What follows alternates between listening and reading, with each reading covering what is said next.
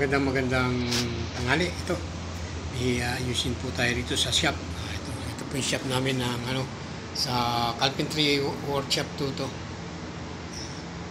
Carpentry workshop to. Dito.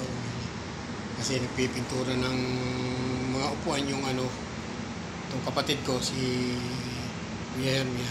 Nagpipintura ng ng mga upuan. Bumigay na po yung outlet niya. Ito po yung outlet. Ito po yung outlet niya gagamitin. Hindi na ako gumanaw ito. Kailangan niya magawa agad, kaya tinawagan ako para ayusin ko agad. Pero may ipapalit ako. Ito naman ang bago ko ipapalit.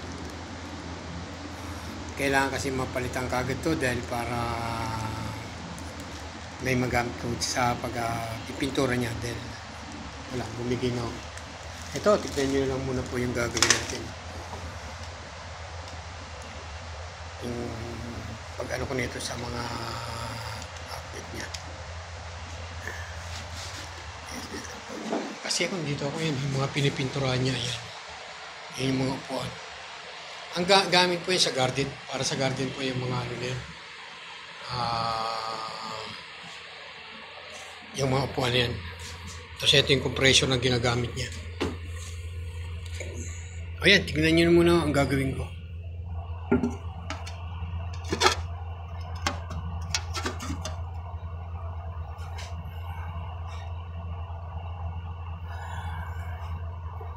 Ito.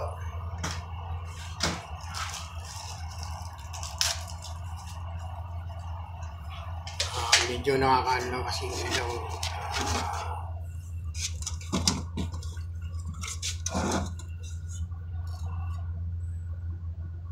dapat kasi yun, dapat sa tapat sa ilaw yung pag-aano namin kaso tapat ako sa ilaw. Yan ang gagamitin nun natin, mga idol. Kaya sasayin po tayo.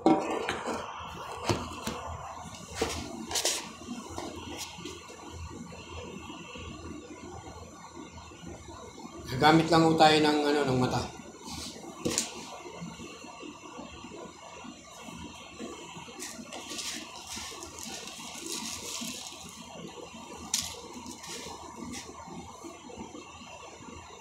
Ayan na po yung mga double po kasi ito itong ginagamit natin double, hindi single yan.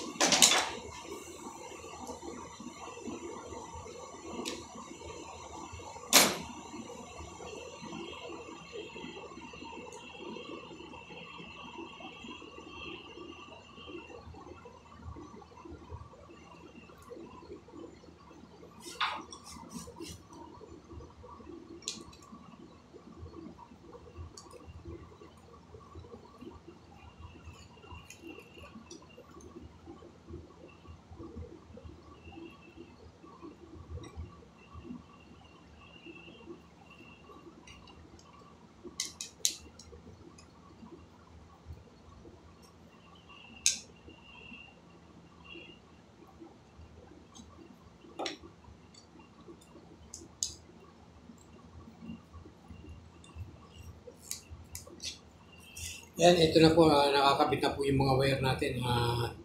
Ikakabit na po natin sa mga.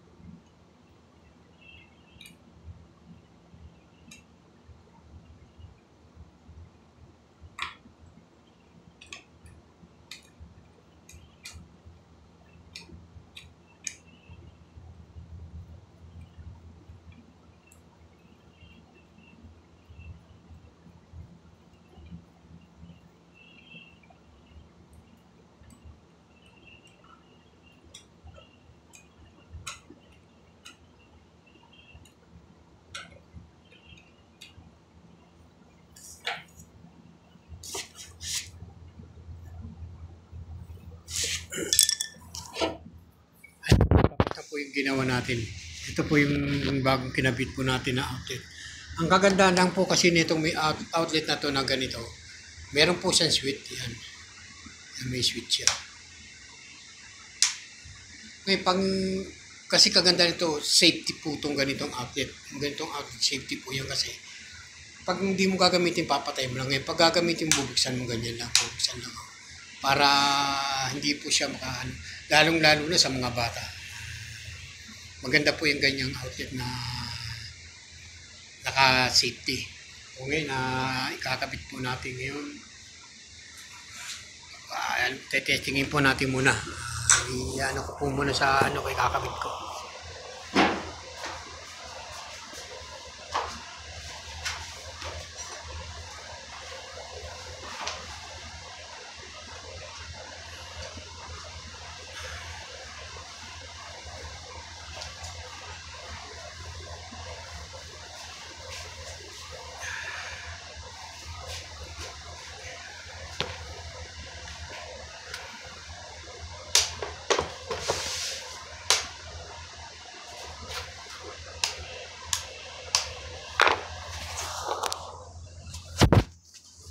Ano natin na